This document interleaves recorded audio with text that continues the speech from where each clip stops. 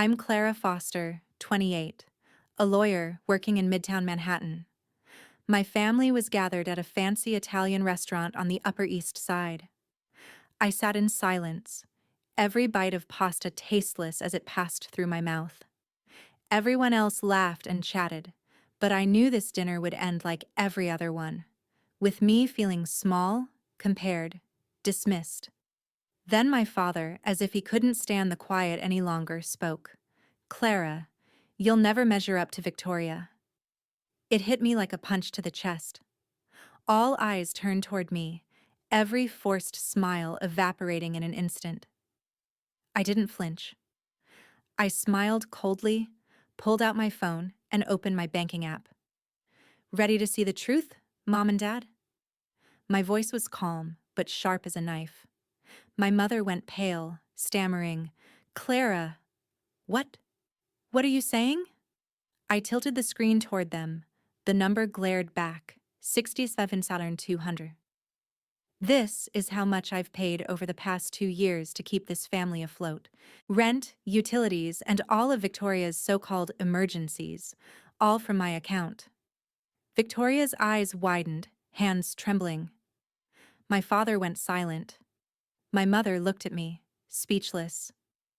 "You've always said I had too much free time," I continued, cold but steady. "Well, now you can see exactly how much of my freedom I've spent supporting this household." I stood, pulled two 20s from my wallet, and placed them on the table. "This is my share for dinner. From now on, you handle your own." I walked out of the restaurant into the Manhattan night, breathing deeply. For the first time in 2 years, I felt free. But I knew the fight was far from over. Families like mine never let their favorite ATM leave without resistance. The silence I left behind in that restaurant was deafening, but I knew it wouldn't last. It started 2 years ago, the same week my father, Robert Foster, lost his job at a pharmaceutical company due to corporate restructuring. My mother, Linda, had never worked, and Victoria, my 32-year-old sister, had been freelancing for as long as I could remember, which was code for doing nothing while looking busy on social media. I'd just started at Morrison & Chase, one of Manhattan's top corporate law firms. My first paycheck, $4,200 after taxes. I was 26, living in a tiny studio in Hell's Kitchen, eating ramen most nights to save money for student loans. Then the call came. "Clara, sweetheart." Dad's voice was heavy, defeated. "We're in trouble. The landlord's threatening eviction. We need help. Just temporarily. 6 months, tops. Just until I find something new." I stared at my bank account. $1,847 in savings. My rent was $1,200. I had $340 in checking after paying bills. But they were my family. So I said yes. 6 months became 12. 12 became 24. I paid $2,800 monthly for their rent in Queens, more than double what I paid for my own place. Then came utilities. Then Victoria's emergencies. A broken laptop, $1,200, urgent dental work, $2,400, car repairs, $950. Every time I hesitated, Mom would sigh. "Family takes care of family, Clara. You're so lucky you don't have children. You can't possibly understand real stress." Dad would add, "Your sister's trying her best. Not everyone can handle the corporate world like you. Some people are more sensitive." And I swallowed it. Every guilt trip, every comparison, every casual insult disguised as concern, until tonight. Because 3 days ago, I discovered something that made my blood run cold. I'd received an email from my landlord in Queens. Urgent. Rent payment overdue. Account, Clara Foster. The $2,800 I'd transferred on May 28th had been reversed. Not by the bank. By someone with access to my linked accounts. Victoria. I'd given her my card information once. "Just for an emergency, Clara, I swear I'll pay you back." And she'd kept it. When I called her, she answered breezily, "Oh, that. Yeah, I needed it for something." "For what?" "A Gucci bag." It was 40% off. I couldn't pass it up. She'd stolen $2,800 from my rent payment to buy a purse. That's when I knew. This wasn't love. This was exploitation. So tonight, when Dad said those words, "You'll never measure up to Victoria," something inside me crystallized into pure, cold clarity. I was done. As I walked down Fifth Avenue, my phone started buzzing. Text after text. Mom. Clara, please come back. We can talk about this. Victoria. You're overreacting. It was just a joke. Dad. This is extremely disrespectful. We need to discuss this like adults. I blocked all 3 numbers. Then I went home, opened my laptop, and spent the next 4 hours systematically dismantling every financial connection I had to them. Removed Victoria from every linked account. Canceled all automatic transfers. Changed every password. Froze my credit at all 3 bureaus. Removed my name from their lease agreement. Each click felt like pulling a splinter from my skin, painful but necessary. By midnight, I was done. I poured myself a glass of wine, the cheap kind, because I'd been too broke to afford good wine for 2 years, and sat by my window looking out at the Manhattan skyline. My phone buzzed one more time. An unknown number. This is your father. Using a colleague's phone since you blocked me. What you did tonight was unforgivable. We're your family. You owe us. I stared at that message for a long moment. Then I typed, I don't owe you anything anymore. And if you contact me again, I'll send the entire extended family the spreadsheet showing exactly where my money went, including Victoria's Instagram posts of luxury purchases on the same days you claimed emergencies. I hit send, blocked that number too, and turned off my phone. For the first time in 730 days, I went to bed without checking my bank balance obsessively, without calculating how much I had left after paying everyone else's bills. I slept for 10 hours straight. When I woke up the next morning, the war had officially begun. The first attack came at 2:14 a.m., 3 days after the restaurant incident. My phone, which I'd reluctantly turned back on for work, exploded with a call from Mom. I let it ring. Then came a text. Emergency. Your father is in the hospital. Heart palpitations. Call immediately. My stomach dropped. Despite everything, he was still my father. I called back. Mom answered on the first ring, her voice trembling. Clara, thank God. He's at Mount Sinai. They need $200 for the ER copay, or they won't treat him. Something in her voice felt off, too rehearsed, too calculated. Which Mount Sinai? I asked carefully. There are several. The main one, on Fifth Avenue. Mom, there's no Mount Sinai on Fifth Avenue. The main campus is on Madison. Silence. Mom? Well, maybe I'm confused. I'm very stressed. What room number is he in? They haven't assigned one yet. I hung up and immediately called Mount Sinai's main line. Hi, I'm checking on a patient, Robert Foster. Was he admitted tonight? The operator checked. I'm sorry, we have no patient by that name in our system. My hands started shaking, not from fear but from rage. They were lying. Faking a medical emergency to manipulate me into sending money. I called Mom back. He's not there. Clara, I can explain. Don't. Just don't. I hung up. But the attacks didn't stop. Day 4.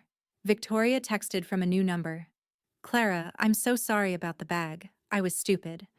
But now they're really going to evict us. Can you just help one more time? I promise I'll get a real job. I didn't respond.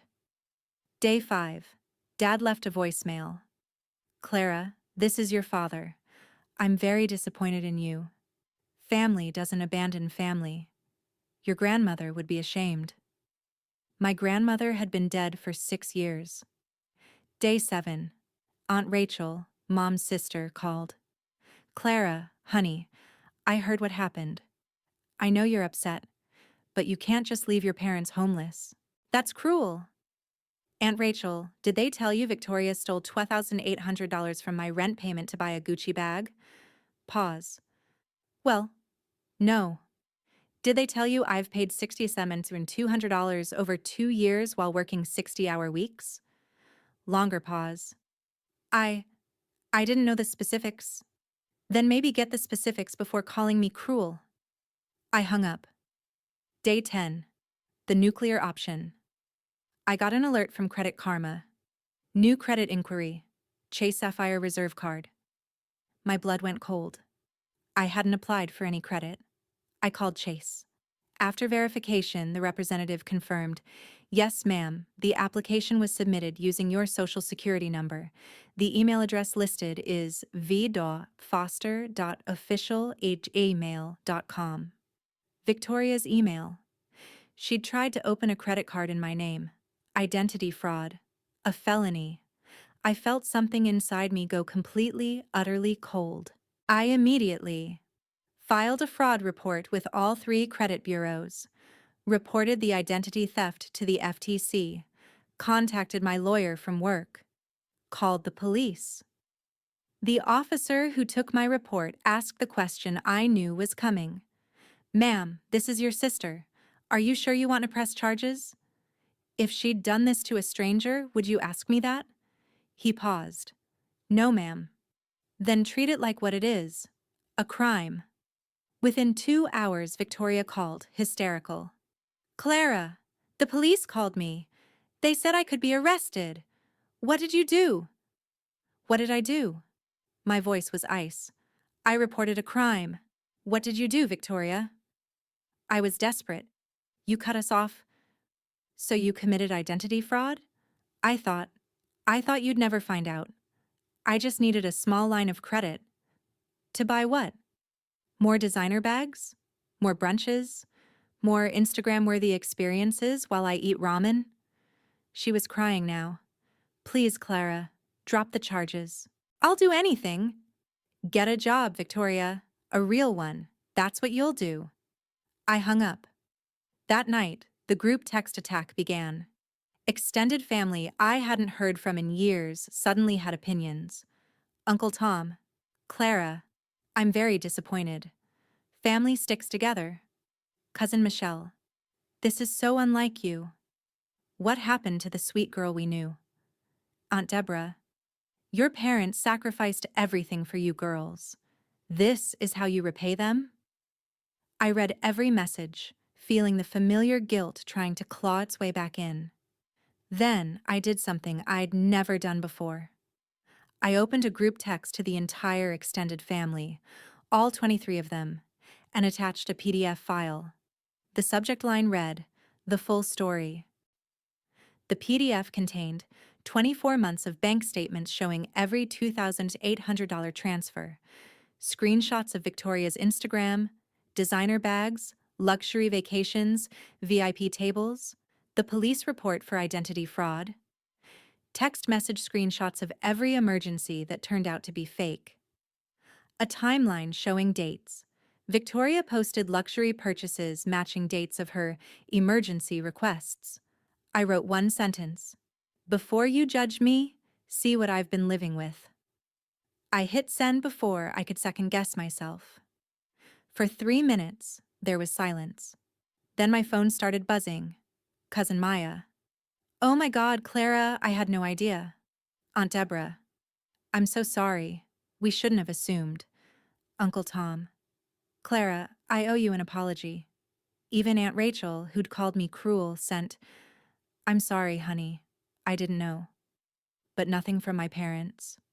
Nothing from Victoria. That silence spoke louder than any apology could. That night, I poured myself another glass of cheap wine, sat by my window, and allowed myself to feel something I hadn't felt in 2 years. Vindication. Not because I'd hurt them, but because I'd finally told the truth. And the truth, for once, had set me free. The documentary evidence I'd sent detonated like a bomb in the family group chat. For the first time in my life, people actually listened. But my immediate family? They went silent. Radio silence for 72 hours. Then the counterattack began, not with apologies, but with strategy. Week 2. The final chance meeting. I received a formal email from Dad, typed, formatted, with an agenda attached like we were scheduling a board meeting.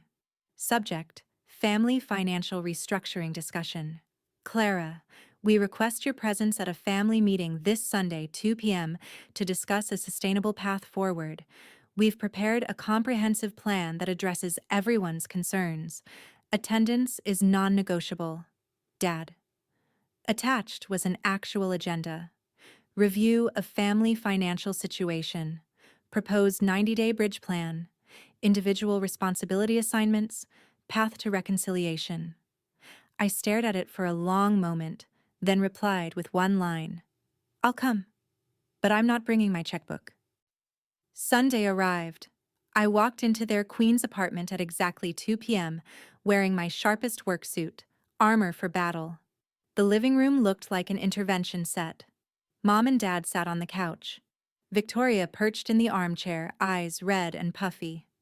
And to my surprise, there was Aunt Rachel and Uncle Tom, the reinforcements. Clara. Dad stood, gesturing to an empty chair. Thank you for coming. I remained standing. What's this about?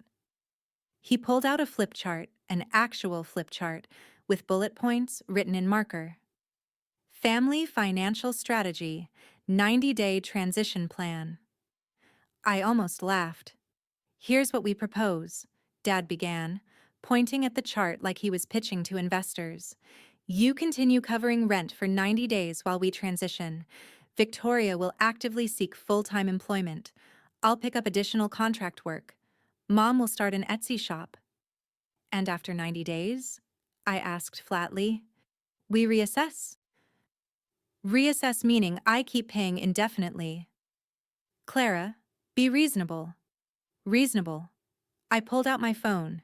Let me show you what reasonable looks like. I connected my phone to their TV, something I could do because I'd set up their streaming services, which I also paid for. The screen filled with a spreadsheet I'd prepared. Foster Family Financial Analysis, 2022-2024. Every row represented a month. Every column showed what I'd paid.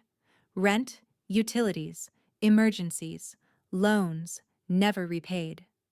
The total at the bottom, $81,347.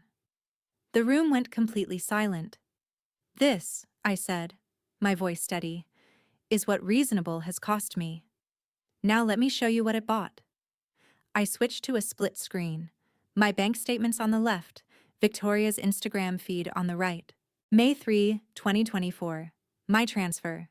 $2,400 emergency dental work. Victoria's Instagram, photo of Gucci bag, caption treat yourself. March 15, 2024. My transfer, $3,200, 3 months advance rent. Victoria's Instagram, beach photos from Bahamas, caption much needed getaway. April 22, 2024. My transfer, $850 car repairs. Victoria's Instagram, VIP table at club, bottle service, caption, living my best life. Victoria's face drained of all color. Mom put her hand over her mouth. Victoria, I said, turning to my sister, would you like to explain to Uncle Tom and Aunt Rachel how you afforded a vacation to the Bahamas while I was covering your living expenses? She started crying, the manipulative kind she'd weaponized since childhood. You don't understand the pressure I was under. The pressure of choosing which brunch spot to Instagram? Uncle Tom cleared his throat uncomfortably. Clara, I think maybe... Maybe what, Uncle Tom? Maybe I should keep enabling this? Keep sacrificing my financial security so Victoria can post car blessed on social media? Dad stood up, his face reddening. That's enough. You will not speak to your sister. Then maybe my sister should stop stealing from me. My voice rose for the first time. She didn't just lie about emergencies. She committed identity fraud. She tried to open a credit card using my social security number. Aunt Rachel gasped. Victoria, you didn't... Victoria's tears intensified. I was desperate. Clara abandoned us. I didn't abandon you, I said coldly. I stopped bankrolling your luxury lifestyle. Mom finally spoke, her voice trembling. Clara, sweetheart, we're family. No, Mom. Family doesn't steal. Family doesn't lie. Family doesn't fake medical emergencies at 2 a.m. to manipulate money out of each other. I grabbed my bag and headed for the door. Wait! Victoria's voice cracked. Clara, please. They're going to evict us next week. We'll be homeless. I paused at the door, my hand on the knob. Then sell the Gucci bag, I said without turning around. Pawn the jewelry. Cancel the subscriptions. Do what millions of adults do every day. Figure it out. You're really going to let your parents end up on the street? Mom's voice was barely a whisper. I turned back one last time. No, Mom. You're going to let yourselves end up on the street if you don't start taking responsibility. I gave you 2 years and $81,000. What I won't give you is the rest of my life. I walked out, and this time I didn't look back. The fallout was immediate and brutal. Within hours, my phone exploded with messages from people I hadn't heard from in years, extended family members who suddenly had very strong opinions about my heartlessness. But something had shifted.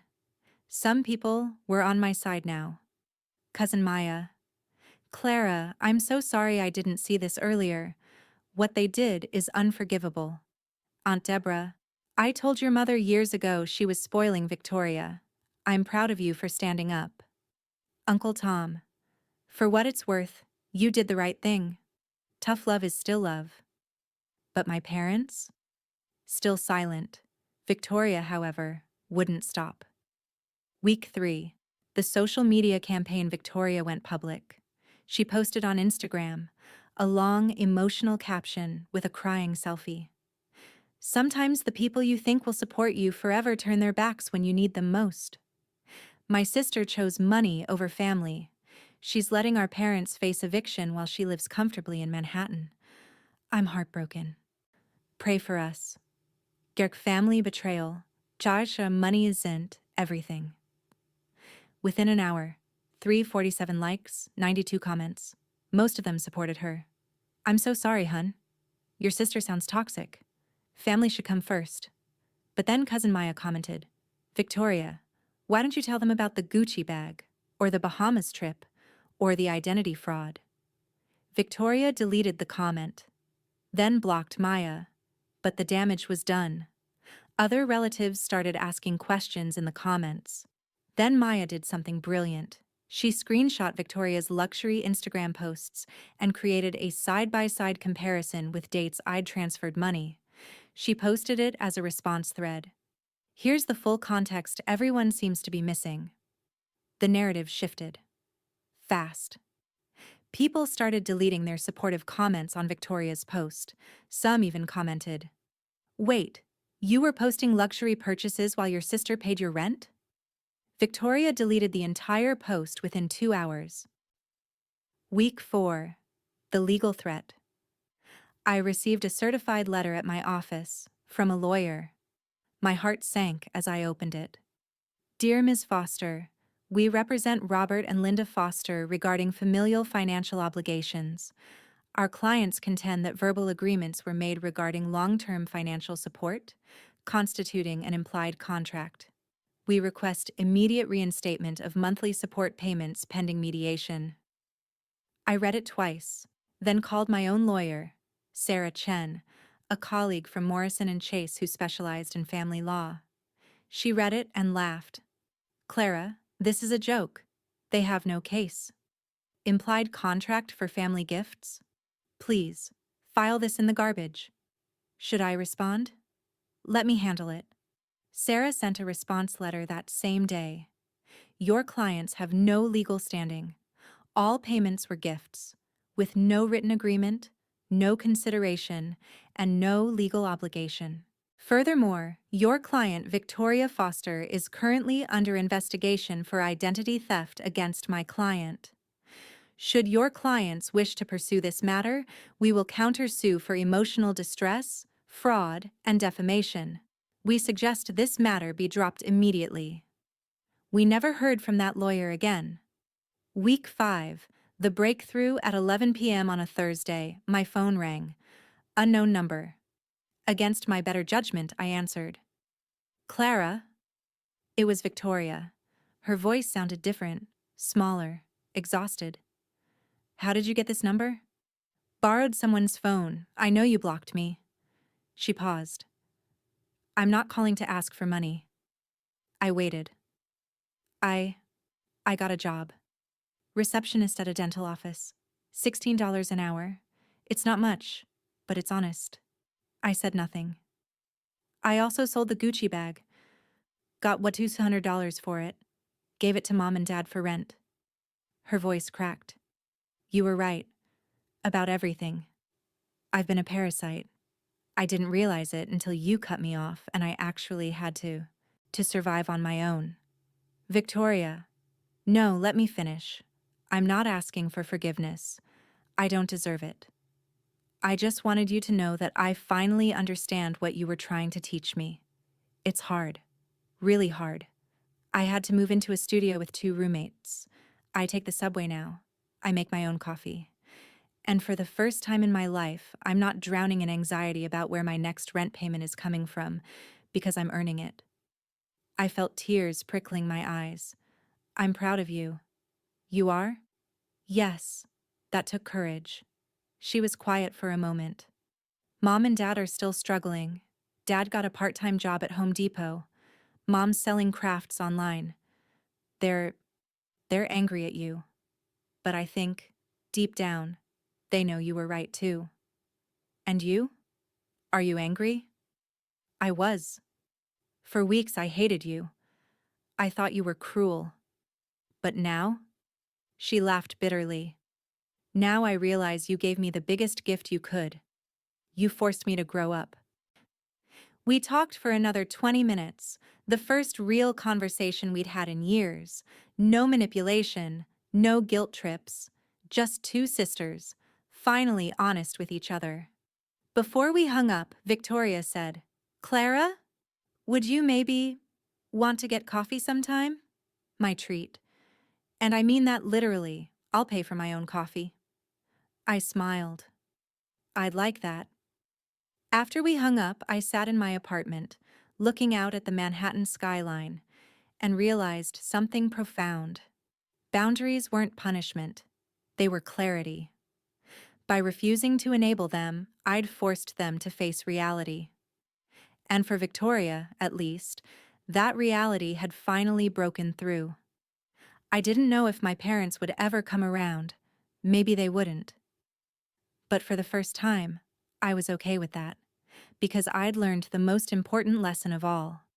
I wasn't responsible for their choices, only for my own. 6 months later, my life looked completely different. I was sitting in my new apartment in Brooklyn Heights. 1 bedroom, hardwood floors, a view of the Manhattan Bridge that made me catch my breath every morning.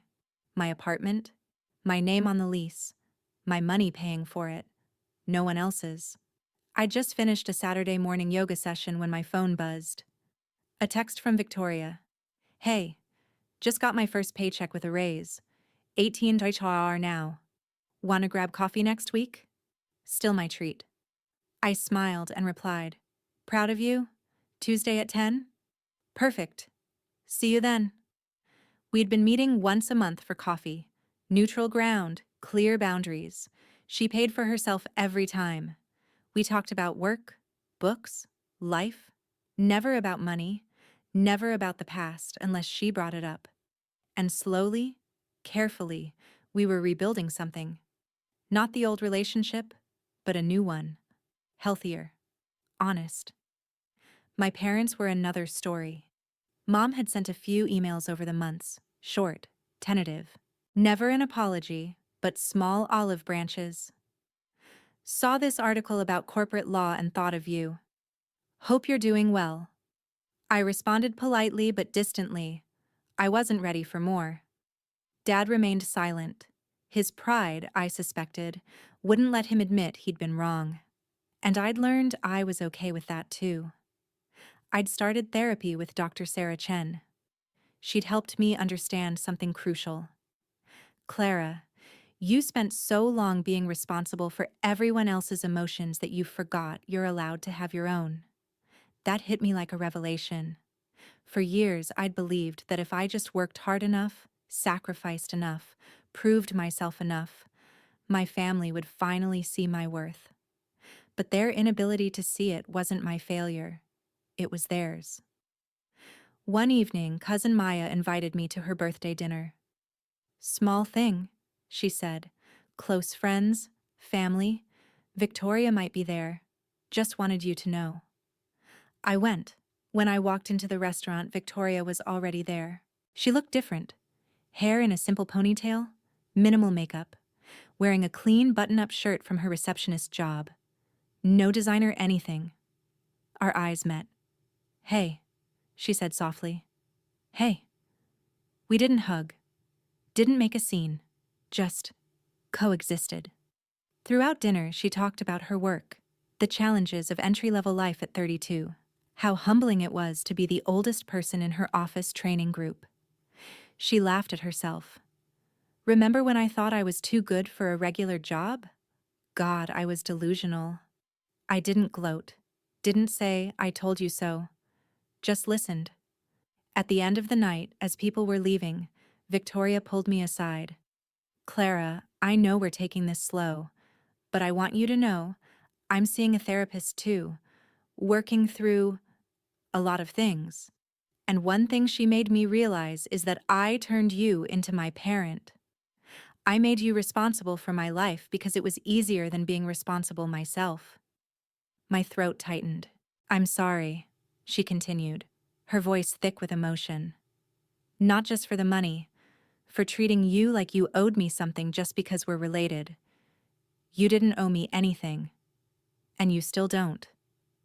I pulled her into a hug, the first real one in years. "Thank you," I whispered. As I walked home that night, I thought about everything I'd lost and everything I'd gained. I'd lost the fantasy family I'd always wanted, the one where my parents loved me unconditionally, where my sister respected me, where sacrifice was appreciated instead of exploited. But I'd gained something more valuable: self-respect. I'd learned that boundaries aren't walls that keep love out. They're foundations that keep you standing. I'd learned that saying no isn't selfish. It's honest. I'd learned that the most loving thing you can do sometimes is refuse to enable someone's dysfunction and let them face the consequences of their choices. Standing at my window that night, looking out at the glittering lights of Manhattan, I felt something I hadn't felt in years: peace. Not the fragile kind that shatters at the first sign of conflict, the solid kind, built on truth. I opened my journal, something Dr. Chen had encouraged, and wrote, "You're not responsible for other people's bad decisions. You're not cruel for protecting yourself. And sometimes, the most loving thing you can do, for yourself and for them, is to stop saving them and let them learn to save themselves." I closed the journal, turned off the lights, and went to bed. And for the first time in 28 years, I slept deeply, peacefully, without guilt. Because I'd finally learned the hardest lesson of all: you can love your family from a distance, and that distance isn't abandonment, it's survival.